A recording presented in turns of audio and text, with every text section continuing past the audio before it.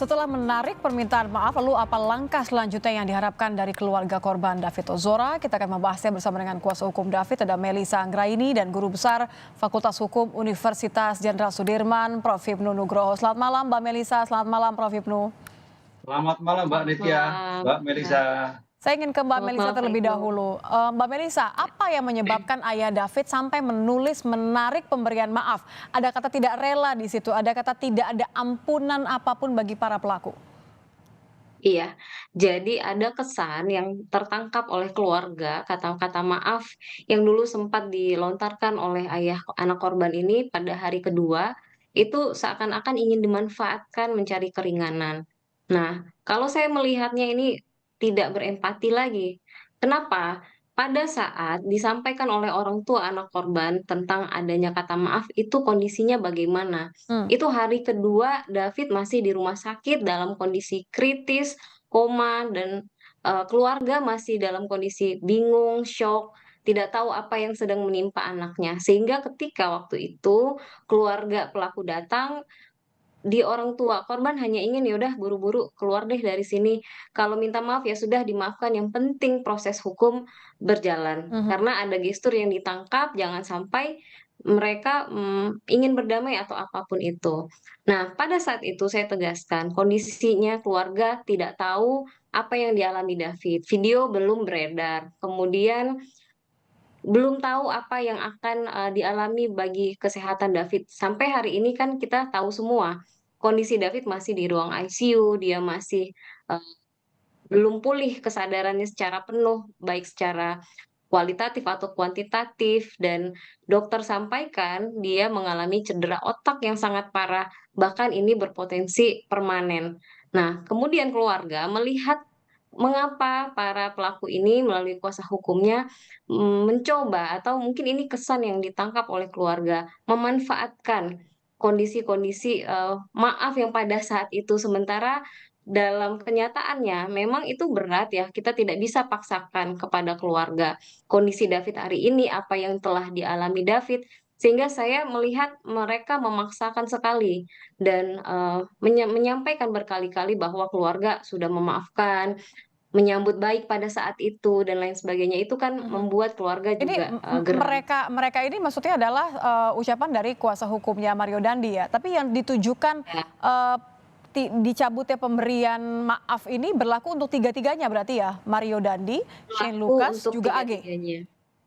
Iya, benar, berlaku untuk tiga-tiganya, Mbak. Jadi di media sosial ayahnya David juga menyampaikan, kalau ingin minta ampunan, mintalah ampunan kepada Tuhan kalian masing-masing, Mmm, begitu. oke. Karena rasanya memang masih berat dari orang tua David untuk masuk ke wilayah itu, sehingga lebih baik seperti kemarin, Pak Hipnu juga sampaikan, mereka Mhm, tunjukkan saja iktikat baiknya iya. dengan tidak berbelit-belit, tidak berbohong, Tidak ingin ya, kebaikannya karena kita kemudian tahu salah manfaatkan begitu ya? Saya ingin ke Prof. Hipnu. Prof, benar. kalau kita lihat dari pemberian maaf ini kan, kita berkaca dari kasus terakhir pembunuhan berencana Yosua, menjadi pertimbangan utama bagi hakim untuk kemudian memberikan vonis yang luar biasa ringan kepada Eliezer atas alasan keluarga Yosua memberikan maaf. Nah, ini kan kebalikannya, keluarga menarik pemberian maaf. Konsekuensinya seperti apa untuk para pelaku?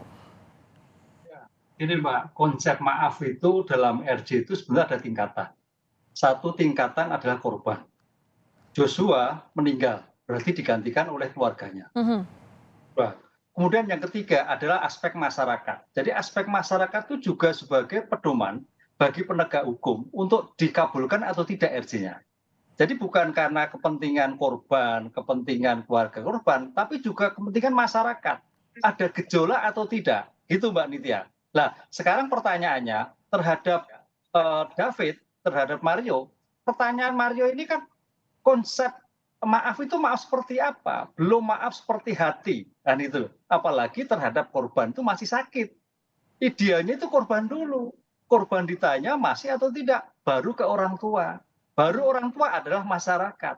Karena RJ itu bukan hanya pada masyarakat atau korban, tapi adalah kestabilan di lingkungan masyarakat. Ada gejolak atau tidak. Nah, ini kan tampaknya gejolak. Makanya kemarin Kejaksaan Agung, oh tidak bisa dilakukan suatu RJ. Jadi walaupun memang seandainya keluarga korban itu memaafkan, tapi aspek hukum tetap masih merupakan suatu evaluasi. Jadi dua-duanya, baik aspek hukum maupun aspek substansi materi pada pelaku maupun korban, keluarga korban, masyarakat merupakan satu kesatuan yang tidak terpisahkan untuk terkabulnya RJ atau tidak. Oke, ini Itu. juga berarti berlaku untuk AG ya? Ini kan statusnya sebagai anak yang berkonflik dengan hukum, peluang diversi ini kan sedikit berbeda dengan restoratif justice yang berlaku untuk Dandi dan Shane ya? Ya sama, apalagi kalau Mario itu kan ancamannya 15 tahun kekerasan, AG juga 12 tahun. Jadi agak sulit kalau kita rujuk pada norma yang ditentukan oleh Kapolri, oleh Kejaksaan Agung, itu kejahatan-kejahatan yang ancamannya tidak lebih dari 5 tahun, Mhm, gitu Mbak. Nah mhm. ini adalah 12 tahun AG, agaknya sulit secara norma. Walaupun mungkin kliennya Mbak Melisa menyatakan iya, tapi penegak hukum melihat aspek dari dinamika masyarakat sepertinya harus juga diperhitungkan. Karena jangan sampai RJ ini jadi disalahgunakan dalam kepentingan kelompok-kelompok tertentu. Oke, jangan Gitu. sampai kemudian dijadikan alasan untuk membebaskan diri. Saya kembali ke Mbak Melisa. Mbak Melisa terakhir, ini kan pertemuan pertama yang ada pemberian maaf kan di awal sekali ya. Dari Ya. saat itu sampai sekarang ada nggak dari pihak keluarga atau kuasa hukum Dandi, Shane maupun juga AG upaya untuk mendatangi keluarga? Ya, ada beberapa dari kuasa hukumnya tersangka Shane atau kuasa hukumnya Ag, tetapi sampai saat ini keluarga belum berkenan begitu. Apa alasannya kalau saya boleh tahu? Karena keluarga tidak mau terdistract untuk hal-hal lain, karena keluarga masih terus menata emosi dan hati, sehingga mereka memutuskan untuk fokus dengan kondisi kesehatan David, Mhm, begitu. mhm. Oke, fokus kepada kondisi David, proses hukum diserahkan kepada kuasa hukum. Ini kan berkas AG sudah P21, artinya AG, Dandi, dan Shane akan segera disidang ya. Kalau persiapan dari kuasa hukum David dari Mbak Melisa apa saja berarti? Iya, kita sudah, membuatkan resum juga terkait apa-apa saja peranan para pelaku ini. Kita akan terus memastikan setiap proses di persidangan nanti terkait dari saksi, fakta, ahli, dan lain sebagainya. Sehingga di setiap proses kita pasti nanti akan berkomunikasi baik dari pihak LPSK maupun dari pihak kejaksaan, begitu. Dan Mhm. memastikan mendorong semua pihak ini untuk, bukan saja mengejar terkait dengan ancaman pidana, tetapi kepada pemulihan kondisi, David, gitu, Mbak. Oke, saya kembali ke Prof. Hipnu. Prof, poin apa yang menurut Anda tidak boleh luput bagi jaksa untuk kemudian nanti menyusun dakwaan? Pertama ini harus dibedakan Mbak ya. Jadi ada yang peradilan biasa dan peradilan anak. Mario dan Sen adalah peradilan biasa, Mhm, makanya sedang berproses. betul. Sedangkan AG adalah peradilan anak. Konsep peradilan anak itu acaranya pemeriksaan cepat, Mhm. hakimnya pun tunggal. Dalam 10 hari itu harus sudah selesai. Nah, oleh karena itu dalam hal seperti ini harus mempertimbangkan keadaan si anak. Itulah keunggulan peradilan anak. Karena ini tidak bisa diversi, dialihkan peradilan anak mencoba bagaimana anak itu terbebas dari suatu pemidanaan pidana kemerdekaan.